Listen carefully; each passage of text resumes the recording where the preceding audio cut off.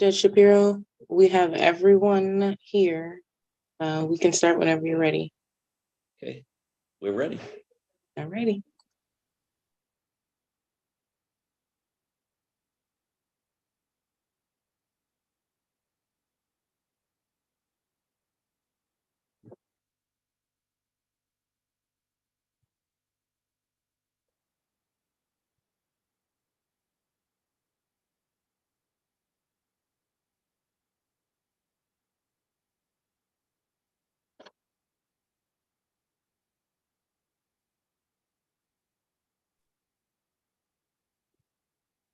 Hi, Hello. this is the court reporter. Now, I only see you. I don't see anybody. That's all there is right now. I think they're coming on now. Okay. Oh, good, good.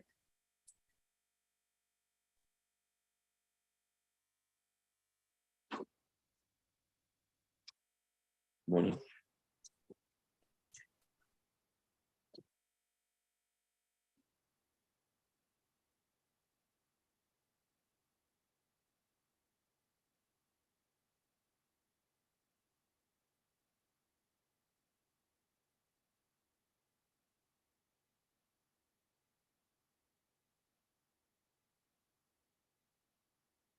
There we go. Can the court hear me? Yes, I can hear you. Mr. Suheinrich, are you hearing? I can hear you fine, Your Honor. Can you hear me? I can. So I can hear and see everybody. So first, my apologies for last week. I had to go out of state for a funeral at the last moment. So I'm sorry I had to push this back, and I know it affects the dates, and we'll discuss that later if need be. Are we on the All right. record? Oh, I'm sorry. I'm going to call the case and we'll go on the record. This is Saylor Lavallii versus Dr. Matthew Jackson, Court of Claims number 18-36. And we are here on 4 motions, all defense motions. And I think it probably makes sense to start with summary disposition, since that would obviate the rest. I've read everything. I think I'm pretty steeped in it. But you're welcome to make an argument. Just don't give me the whole brief again, if you would. Very well, Your Honor. For the record, Richard Sir Heinrich on behalf of Dr. Matthew Jackson. And that was my anticipation, was that you've had a chance to review all the materials in detail. And I think it's been fairly well briefed by everybody. And I think the facts are fairly clear. It essentially comes down to, as we outline in the brief, that Dr. Jackson's sole involvement here was to render a decision in an administrative capacity as to whether to reverse a permanent medical disqualification that he had no part in creating or doing, that had been done by Dr. Anderson previously. And it's our position that this case, as it exists now, is a medical malpractice case against Dr. Jackson. And there simply is no physician-patient relationship here.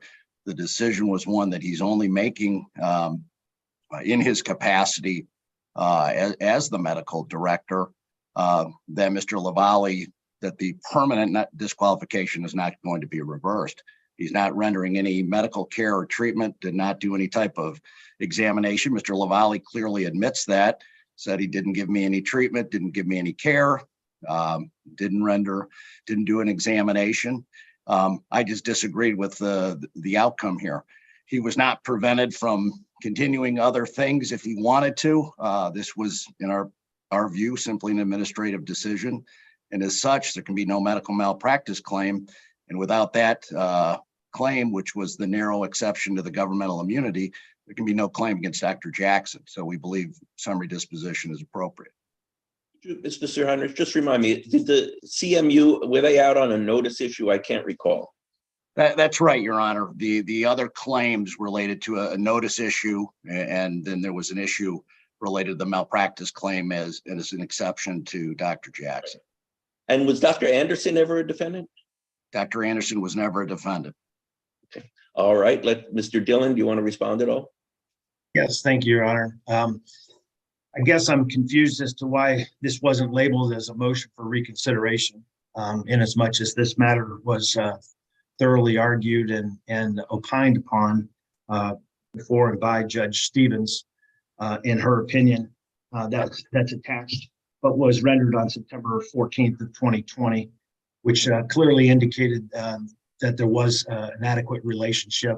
And all of the issues that are being addressed here today were already clearly and directly ruled upon by Judge Stevens. Quite frankly, I think it's inappropriate for this motion to be before the court at this time, and would seek appropriate remedies for that inappropriate filing of the motion. Okay. Any rebuttal, or are we? I would just state that that was a C8 motion on the pleadings, and this is now at the close of discovery. So I think it's a totally distinct motion. Okay. All right. Thank you both for the argument. I reviewed the briefs. I reviewed the extensive record with some care a couple of times. I'm going to deny the motion for summary disposition. I do think that Judge Stevens addressed this on a C8 motion as to whether or not the allegations would constitute a doctor-patient relationship. The Court of Appeals then looked at that in their January 13 of 22 opinion, and I think they agreed that that was an issue of fact. And I think that whether or not the evidence will ultimately be sufficient, I think that the plaintiffs have presented evidence that supports their allegations, which have already been held to be legally cognizable. So given that, I'm going to deny the motion. Thank you, Your Thank you. Honor. So the next one I have is policies and procedures. I can tell you that, I'll tell you off the bat, and then you guys can argue. I do think this case is a case that came out in 22. I wrote it down here somewhere. One moment. That's not it. Well, you think you're organized. Maybe this is it. Let's see. Yeah. Mayors v. Rick, 509 Mich 460, which says that such rules are not inadmissible. They are not definitive or controlling as to the standard of care, but they may be relevant. And any issues as to foundation and relevancy, I would address at the time of trial. So I'm denying that motion as well on those grounds. Thank you. Thank you, Your Honor. Now, the next two I find more difficult. The economic claim here is, there's been no significant discovery on this issue, and no reports have been exchanged, no debt, and I'll come to the liability in a minute, but no depths have been taken of economic experts.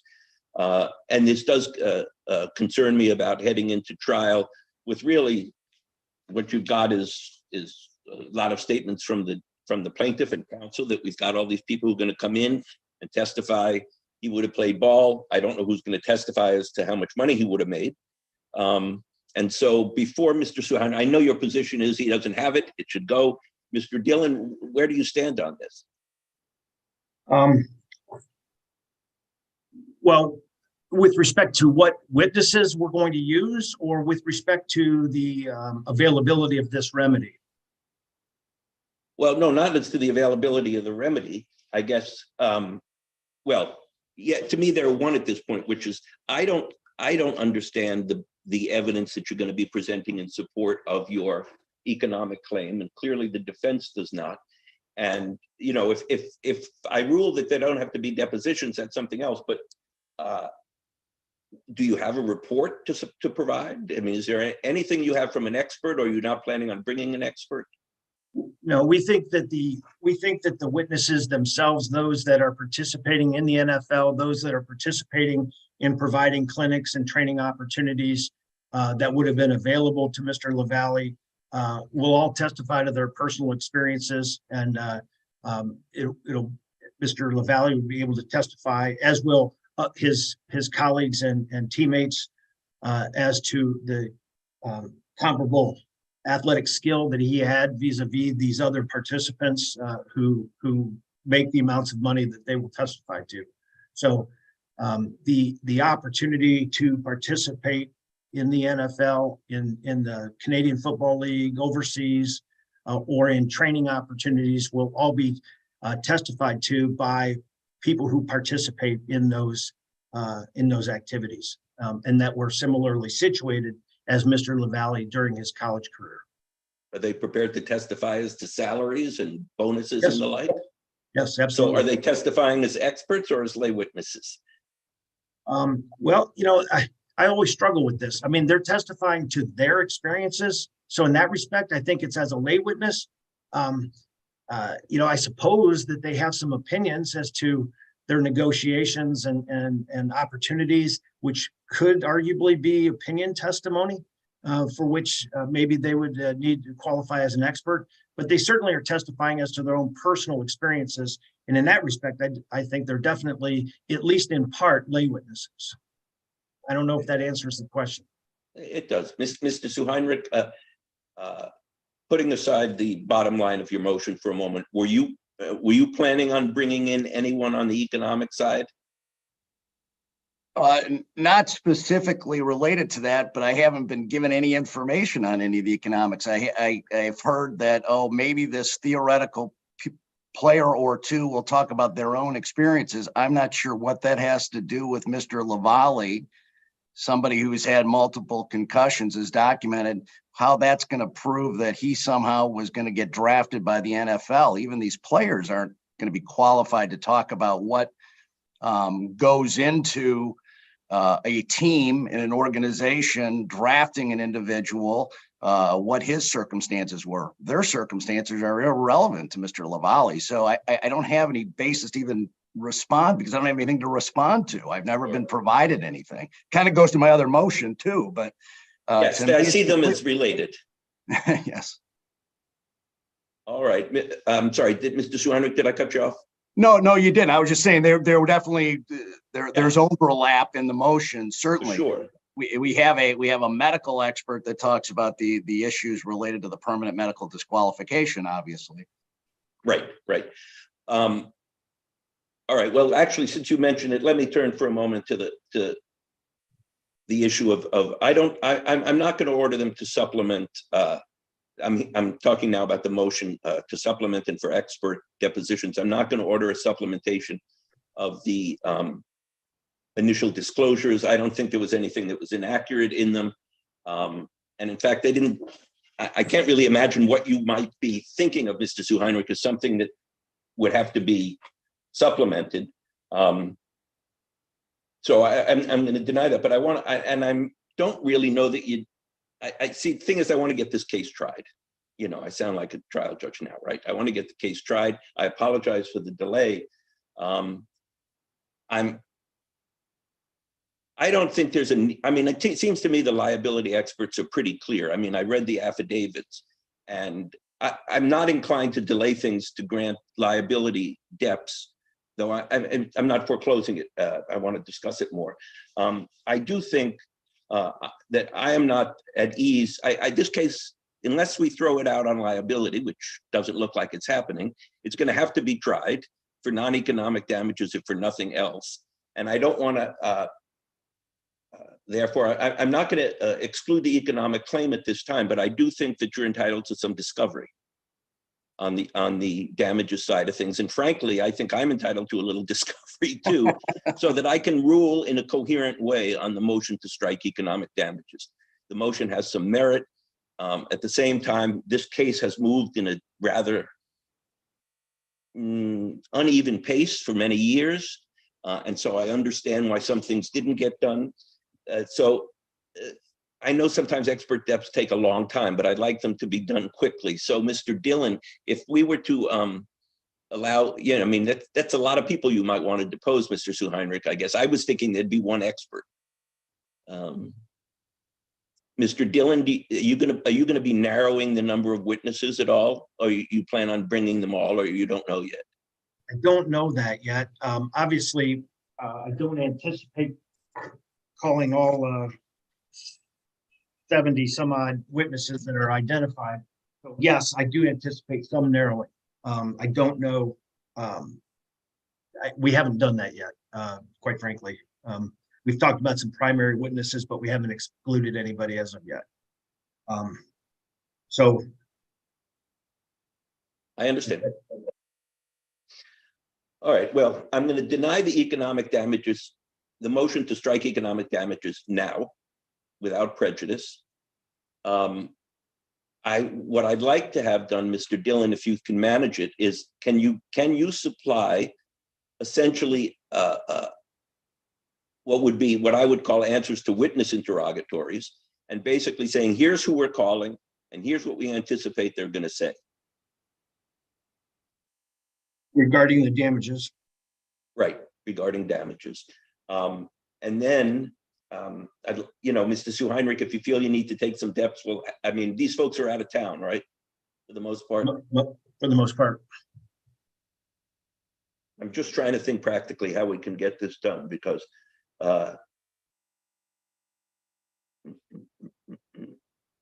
okay, can you do that, Mr. Dillon, in 14 days? I provide that written response. Yes, I think we can do that. Your Honor, if I may. Yes, please. And I don't know, maybe I'm interrupting a little too soon here, but some of these witnesses are clearly, as I had indicated, are lay witness, expert witness.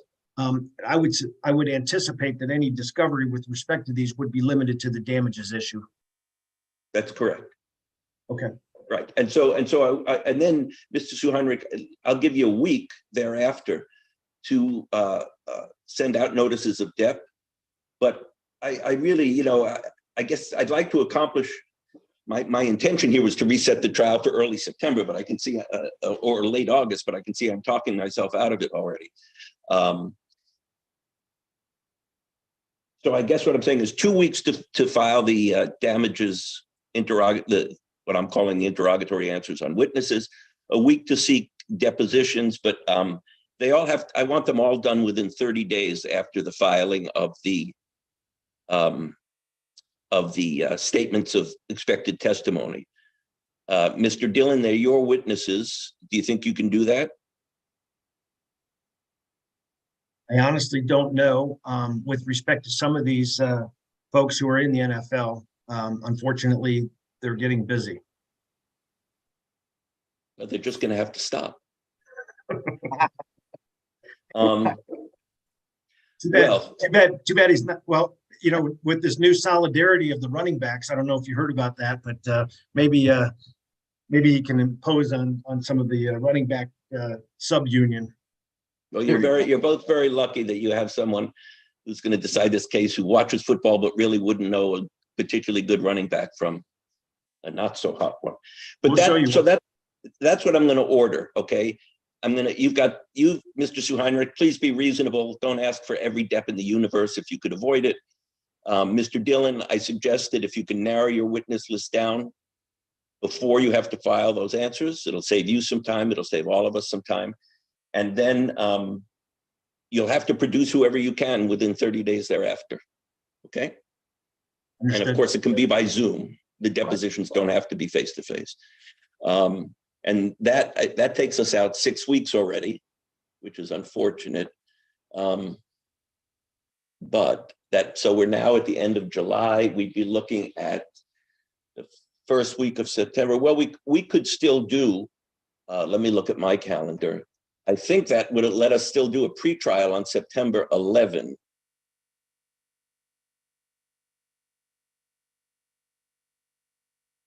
And then we could set a trial date for,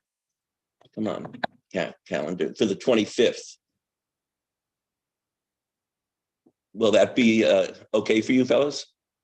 I can tell you I have 2 med mal trials, one on the 25th, one on the 26th. What's one more? What's one? I was going to say that. What's one more? Judge Shapiro, you may be able to hold rank and say mine takes precedence. Well, I've got the oldest, I'm sure. That's that. I think that's absolutely right. So where are the other two being tried? I have the Dietz matter, which is here in Ingham County. And then I have another one that I believe is in Kalamazoo. Okay.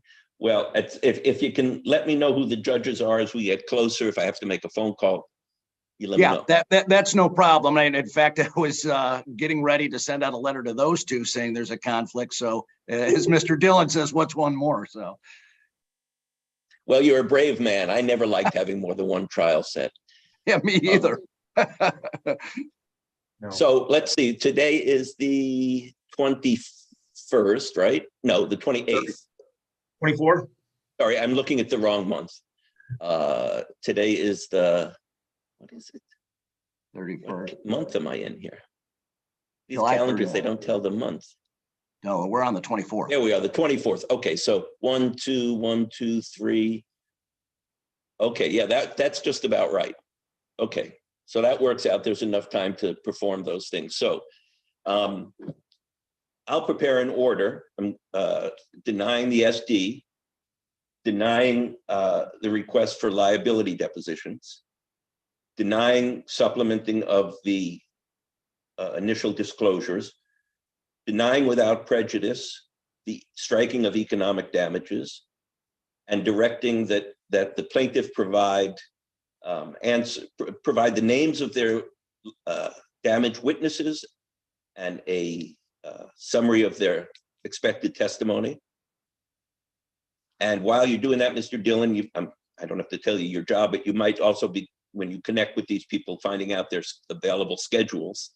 And then Mr. Suheinwer, you've got a week after he files that to send out your depth notices, or if you can do it with the request to produce, underlying materials or something, that would save us all time. But I understand, I think you're entitled to that discovery. Okay. Okay.